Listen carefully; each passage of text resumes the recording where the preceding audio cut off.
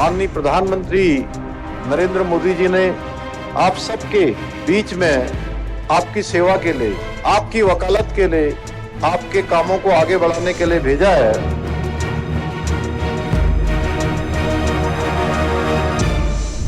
नमस्कार, मैं हूं आपके साथ रोहित। उत्तराखंड के मुख्यमंत्री पुष्कर सिंह धामी प्रदेश को बेहतर से बेहतरीन बनाने के लिए हर संभव कोशिश कर रहे हैं। ये कोशिशें अब धीरे धीरे साकार होती हुई भी नजर आ रही हैं। अब इसी कड़ी में सीएम धामी ने एक और बड़ा ऐलान किया है। हालांकि इस ऐलान के दौरान सीएम धामी पीएम मोदी का भी जिक्र करते हुए नजर आए। सिर्फ यही नहीं, डंके की चोट पर सीएम धामी ने सारे राजनीतिक विरोधियों को भी करारा जवाब दिया।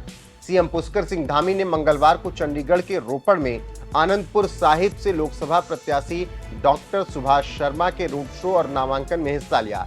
इस दौरान बीजेपी कार्यालय में प्रेस कॉन्फ्रेंस कर मुख्यमंत्री धामी ने कहा कि वो पिछले 25 दिनों से देश भर में चुनाव प्रचार कर रहे हैं। मतदाताओं में भारी उत्साह से साफ है कि प्रधानमंत्री नरेंद्र मोदी तीसरी बार देश की कमान संभालेंगे। उन्होंने कहा कि पश्चिम बंगाल के हुगली की भीषण गर्मी हो या फिर तेलंगाना, आंध्र प्रदेश से लेकर दिल्ली, मुंबई तक हर वर्ग प्रधानमंत्री मोदी के लिए आगे आ रहा है। भारत मैन्युफैक्चरिंग और इनोवेशन के क्षेत्र में एक बड़ा हब बन रहा है, बहुत बड़ा सेंटर बनते जा रहा है, जिससे रोजगार बढ़ने के साथ साथ ही हमारी अर्थव्यवस्था भी तेजी से आगे बढ़ रही है। यही कारण है कि अभी संजय टंडन जी बोल रहे थे, भाइयों बहनों, हमारी अर्थव्यवस्था 11वें नंबर की अर्थव्यवस्था होती थी। मोदी जी के कुशल नेतृत्व के कारण से, आज हर प्रकार के इन्वेस्टमेंट के बूम के कारण से, एक अच्छी सरकार चलने के कारण से, एक मजबूत सरकार, एक दूरदर्शी सरकार, एक विजनरी लीडरशिप होने के कारण से हमने उन अंग्रेजों को पछाड़ दिया, उस इंग्लैंड को पछाड़कर हम 5वें नंबर की दुनिया की सबसे बड़ी अर्थव्यवस्था बन गए। इसी प्रेस कॉन्फ्रेंस में मुख्यमंत्री पुष्कर सिंह धामी ने कहा कि ये चुनाव आने वाली पीढ़ी के भविष्य का चुनाव है। भारत को विकसित बनाने, भारत को दुनिया का सिरमौर बनाने, महिलाओं, किसानों, गरीबों और नौजवानों के उत्थान का चुनाव है। मुख्यमंत्री ने कहा कि देवभूमि में सिखों के प्रसिद्ध धाम हेमकुंड साहिब की मुश्किल यात्रा जल्द रोपवे बनने से आसान होगी। पंजाब सरकार पर प्रहार करते हुए सीएम धामी ने कहा कि पंजाब में आपके शासनकाल में नशे का कारोबार बढ़ा है। बड़ी संख्या में ये चंडीगढ़ में हमारे सिख समाज के लोग भी निवास करते हैं और आदरणीय मोदी जी ने सिख समाज के लिए भी अनेक कामों को आगे बढ़ाया है। चाहे करतारपुर साहब, करतारपुर कॉरिडोर की स्थापना हो, या पहले भारत के सिख श्रद्धालुओं को सीमा के इस पार दूरबीन से वहां के दर्शन करने पड़ते थे, लेकिन आज मोदी जी ने जब से करतारपुर कॉरिडोर का निर्माण किया, आज सिख श्रद्धालु श्री गुरु नानक देव जी के पुण्य धरा पर जाकर वहां का दर्शन कर आशीर्वाद लेते हैं। इसी के साथ साथ 26 दिसंबर को साहबजादों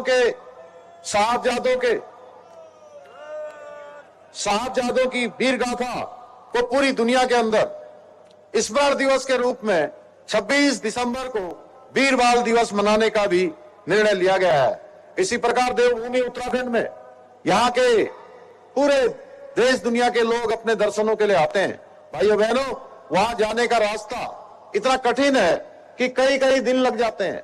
जो वृद्ध होते हैं, शारीरिक रूप से कमजोर होते हैं, उनके लिए तो यात्रा अत्यंत ही कठिन होती है। और उस हेमकुंड साहब की यात्रा भी आने वाले समय में कुछ ही घंटों में तय हो जाएगी। माननीय प्रधानमंत्री मोदी जी के नेतृत्व में वहां रोपवे का निर्माण होने जा रहा है, उसका शिलान्यास हो गया है। इसके साथ साथ ये यात्रा केवल 45 मिनट में पूरी हो जाएगी। भाइयों बहनों, 850 करोड़ रुपए की धनराशि उसकी स्वीकृति हो चुकी है। आगे उसका काम तेजी से चल रहा है। कांग्रेस नेता राहुल गांधी को शहजादा बताते हुए पुष्कर सिंह धामी ने जमकर तंज कसा। मुख्यमंत्री ने कहा कि कांग्रेस के शहजादे युवराज अपनी दादी के जमाने की अमेठी सीट पर चुनाव हारने के डर से मैदान में आने की हिम्मत नहीं कर पाए। वहीं इसके अलावा प्रेस कॉन्फ्रेंस में धामी ने और क्या कुछ कहा है, चलिए आपको वही विस्तार से सुनाते हैं। और धामी की इस प्रेस कॉन्फ्रेंस पर आपकी राय क्या है, कमेंट करके जरूर बताएं और बने रहें हमारे साथ। पंतनगर के हवाई अड्डे को भी आज हम आदरणीय प्रधानमंत्री मोदी जी के मार्गदर्शन और नेतृत्व में उसको भी अंतर्राष्ट्रीय हवाई अड्डा बनाने का काम हमारा तीव्र गति से चल रहा है। पिथौरागढ़ के लिए आज हवाई सेवा हमने प्रारंभ कर दी है। आने वाले समय में गौचर, चिन्यालीसौड़ ऐसे स्थानों के लिए हम हवाई सेवा शुरू कर रहे हैं। ये हवाई पट्टियां हमारी चालू होंगी। हर जिले के लिए हम हेली सेवा प्रारंभ कर रहे हैं। भाइयों बहनों, हर साल यात्रा में आने वाले लोगों की संख्या बढ़ रही है। कांवड़ यात्रा 4 करोड़ 15 लाख हो जाती है। हमारी 4 धाम यात्रा 56 लाख हो गई थी पिछले वर्ष, इस वर्ष उससे भी ज्यादा हो जाएगी। हर वर्ष, प्रत्येक वर्ष ये संख्या लगातार बढ़ रही। पूर्णागिरी धाम में यात्रा करने वाले श्रद्धालु, दर्शन करने वाले, वो अभी 40 करोड़ के लगभग पहुंचते हैं। 4 धाम के साथ साथ मानसखंड भी तेजी से विकास की यात्रा में आगे बढ़ा है। भाइयों बहनों, आज उत्तराखंड के अंदर हमारी सरकार ने सुख, शांति और सद्भाव बनाए रखने के लिए उत्तराखंड देश का पहला राज्य बन गया है जहां पर समान नागरिक संहिता का विधेयक बन चुका है। भाइयों बहनों, जिसको राष्ट्रपति महोदय ने भी अपनी स्वीकृति दे दी है। इसके साथ साथ धर्मांतरण विरोधी कानून, दंगा रोधी कानून जैसे अनेक कानून हमने उत्तराखंड के अंदर बना दिए हैं।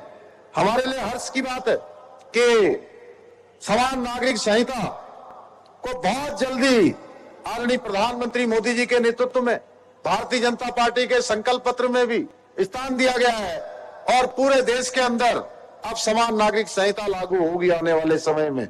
जो गंगा, जैसे मां गंगा उत्तराखंड से निकलकर पूरे देश को जल और जीवन देने का काम करती है, उसी प्रकार से समान नागरिक संहिता की गंगा भी, ये गंगोत्री भी उत्तराखंड से निकलकर पूरे देश को लाभान्वित करने का काम करेगी।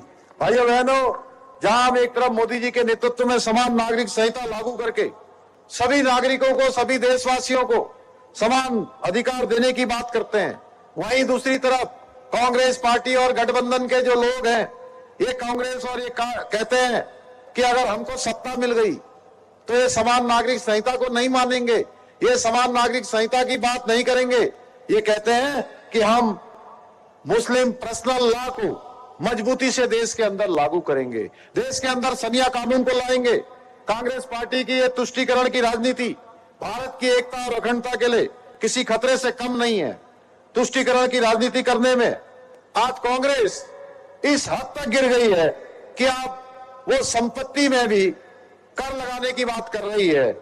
मतलब यह है कि अगर कोई व्यक्ति अपनी मेहनत की कमाई, जीवन भर की कमाई से 1 या 2 लाख रुपए भी अपने बच्चों के लिए छोड़कर अगर स्वर्गवासी हो जाता है तो उसमें से आधा पैसा ये कांग्रेस छीन लेगी और उस पैसे को अपने एक चहेते वोट बैंक को खैरात में बांट देगी, क्योंकि इन्होंने कहा है